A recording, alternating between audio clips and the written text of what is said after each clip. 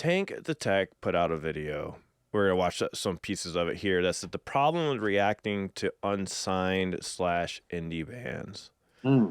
Before we start this, I want to say that I already watched them. And also my phone is at 5%. So if I disappear, I'll see you guys later. All right, man. You don't have... Where's your charger? Plug it in. No? I only have the well, I could go into my room and you can stare at the ceiling if you want. Is it like hardwired to your wall? I'm curious. I only have the fast charger where like you have to put it upside down, like you have to put it down on the pad or whatever. Or else, there you go. That works. We like the wall. I'll just I can do that if you want. You're gonna see a wall. Do you guys want to talk about this, or we could just end the podcast right now if you want? That's fine too. Can you sum it up real quick? Because I didn't watch the whole thing. I got into some of it, but Yeah, I'm really curious about this. Yeah. So he basically talks about, we've heard him say a lot of these sort of similar things before about how copyright works. And he ultimately is talking about how, yes, it is true that like when you get hit with a copyright, not a copyright strike, but when you just get a copyright claim, eventually, well, first of all, it doesn't get monetized, obviously.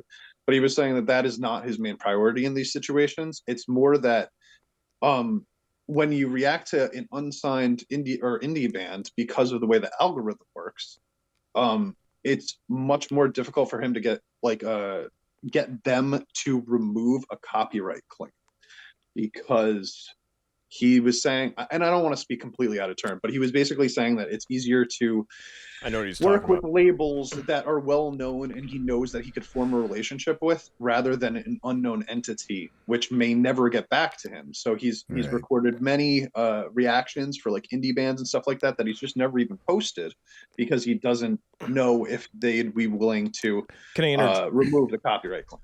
Can I interject real quick? The reason why that is because most people like myself, Ryan, or Wave, when we release music, we do it through CD Baby or DistroKid. And when you ask them to remove it, you don't hear anything back from them ever. Yeah, I couldn't even get the copyright off my own video. Yeah, like the service is pretty bad. I think CD Baby was good about it at first. They used to respond back, but now I never hear anything. So... Yeah, and he also kind of went on to talk about the difference between what people think happens with the copyright claim and what's actually going on, meaning that, yes, it does demonetize your videos, and yes, that money does go to the original person, which he was in support of, but it also changes the way that the YouTube algorithm responds to your videos later on. One of the examples that he brought up was that if you have copyright claims on many of your videos, like a large percentage of your videos, once you hit that 100,000 sub mark, you will not be offered the check mark that verifies it, depending on how many claims you already have on your things. This was something that I didn't even know. So, like, apparently there's these little things that it's doing behind the scenes that we don't even really understand that that's happening. And it negatively affects the channels that have that. So he's choosing not to do any reactions anymore unless he knows that the copyright claim will be removed by the label.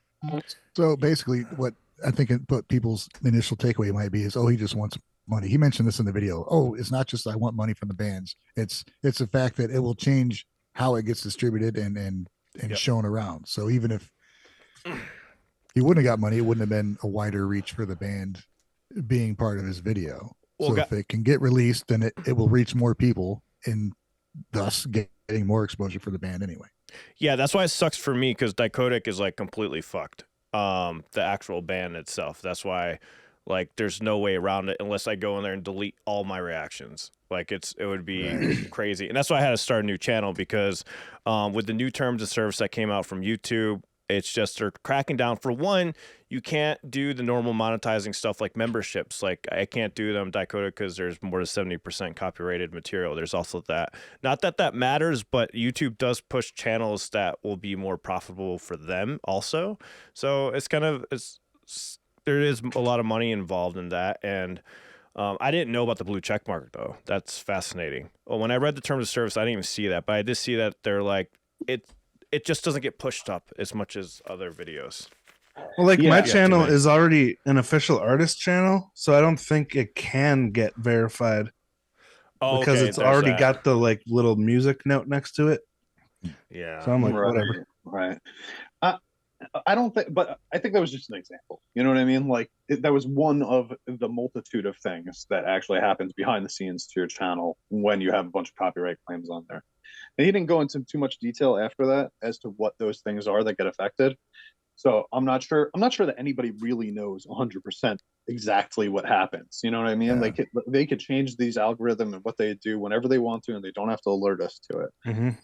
But basically, yeah, ultimately, he was just like, this isn't worth it my time because I'll record a reaction and I won't ever hear back from anybody, or they won't be able to do what they said they were going to be able to do and remove it. So I just have all of these reactions that I made sitting on my computer and I got nothing to do with it. Right.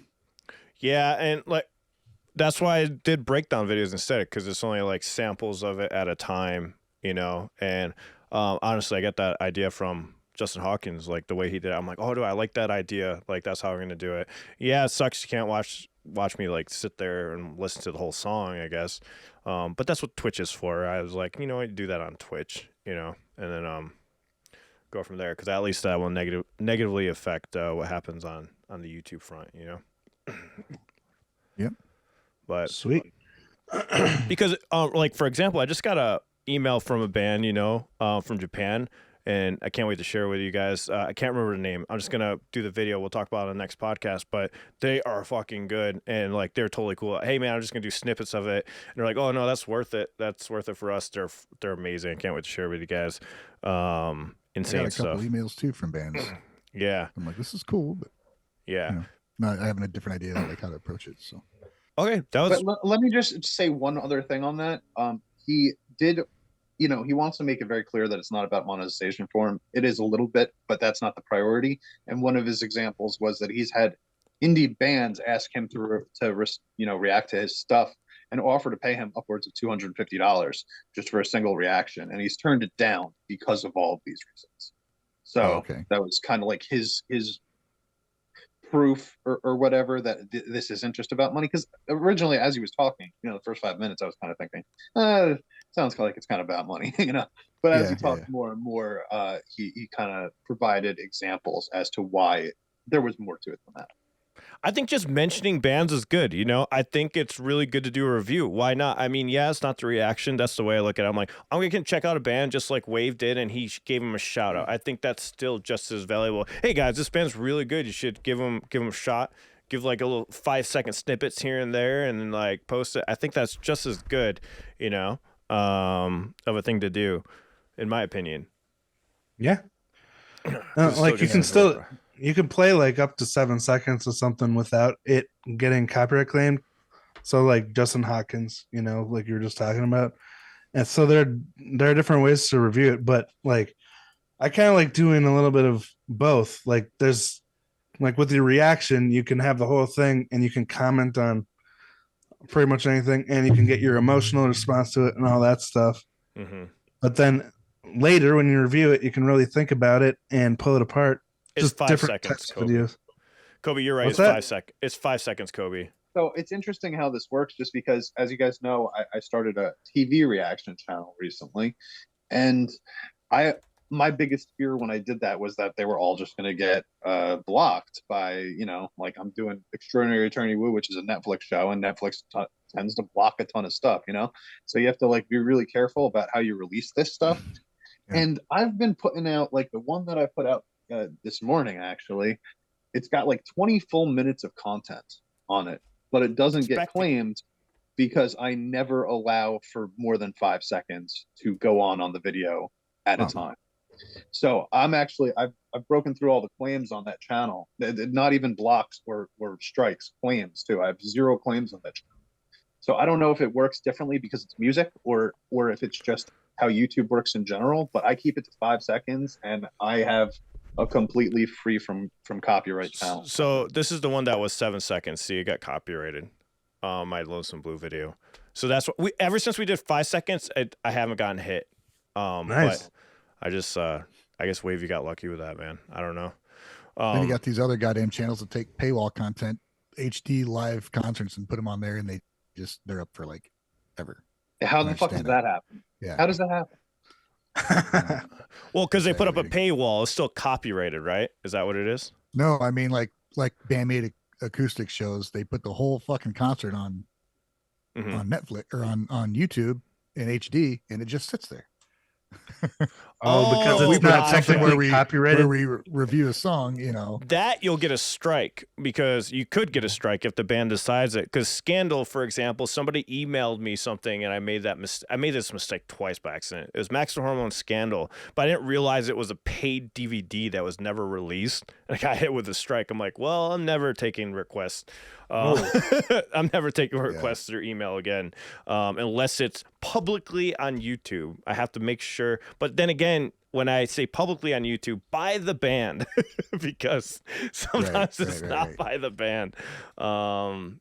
Yeah, some people slip through the cracks, because if you put certain countries as an origin, it'll circumvent that. And that's what I did in the beginning. I said that we were from Canada, and that's how I got all my Maximum Hormone covers up. And I was like, all right, well, maybe Maximum Hormone Reaction. I was like, okay, maybe I shouldn't do this. This is a little shady, because when taxes come around, it's going to suck, right? So I put it back to the U.S., and I was super fucking scared. And then, well, luckily nothing happened, and they stayed up somehow. I don't know. But then after that, though, I couldn't put up another MTH reaction. It would get blocked immediately. But it was interesting. Yeah. I copyright's a funky thing, man. You know, on YouTube especially. It's not like there's no hard and fast rules. You know, this 5 second, 7 second thing. I'm sure that these are accurate to some extent, but realistically, it's probably much more nuanced than we're giving it credit for. And I think that there's no real way to beat it except for by not using material that is copyrighted. You know, so I don't want to like beat it, like work a way around it. But you know, that was the wrong word to use. Sorry. That's why I'm clarifying. I didn't think that's what you meant. It's just like, I have no problem. That's why I have a Patreon and Twitch. You know what I mean? Like, I know I'm not putting it on here to be like, well, I hope I get all these views so I can get all this money, because it's not what fucking happens. If I review a Bandmaid song or baby metal, whatever, all my views, all the revenue goes to the band, and that's fine. If you want to just watch me do shit, then you'll come to my other platforms and watch it. And you know, that's your intent. If you want to see me specifically what I say about that, then that's where you can see it. If you just want to check out the song with some input, watch a YouTube video, and it goes to the band. Yeah. And what's that? It's how it should be. The band should get paid. If we're going to show, if you're playing the whole song, yeah. If we're going to show 3.5 minutes of a 3.5 minute song, that band should get the money for that. Fuck yeah, dude. I agree. Of course. Yeah, exactly. Yeah. It's a good point. I think the other side of it is the fact that if you have too much copyrighted content, that's the issue. If you have too much copyrighted content on the channel, it affects the longevity of the channel, I think what's happening with the whole YouTube stuff. Because they want to make sure that creators are actually creating original content to a certain extent. That's the goal with YouTube. I just wish they were a little more transparent about it. You know, like if YouTube was transparent about what they would or would not allow and what repercussions would come from that, I think we would be able to navigate those waters much better and continue to, you know, have as much respect for these bands and give these bands that we check out as much money as we possibly can make for them also, but while also being able to make sure that we don't accidentally do something that might fuck ourselves over later in the future. Yeah. Agreed. Perfect.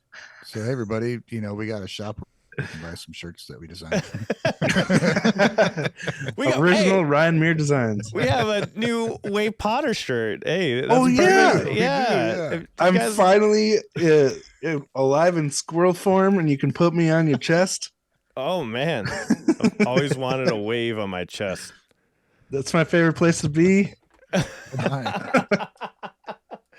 Trying to bring it. Oh man, how do we get to our shop? I can't even find it. Oh, it's a link in our description, guys. How's anyone else supposed to find it? I know, right? The link is in the description. This is our Wave Potter shirt. You know, Squirrel-esque Potter. You know, You've been remarkably focused today, Wave. Wow. I know. I gotta say, like, What am I doing differently? I know, had you're eggs not- before we started. you're not living up to the shirt at all. I'm too tired. Until last night, I hadn't slept in like 3 full nights Ooh. because we Oh. had family stuff going on, and Rosie had that friend emergency where she had to leave, and so like it's been a crazy. I'm like still tired. Anyway, Yeah. thanks for doing that, Ryan. Yeah, That's it looks cool. really That was good. fun. For more Gaijin goodies like you just saw, be sure to subscribe to the Gaijin Guys podcast and turn on all notifications to be part of the live stream every Sunday. You can also find us wherever you listen to podcasts, Spotify, iTunes, etc. You can find even more exclusive content and reactions on our Patreon, patreon.com/Gaijin Guys. I'll see you there. Adios.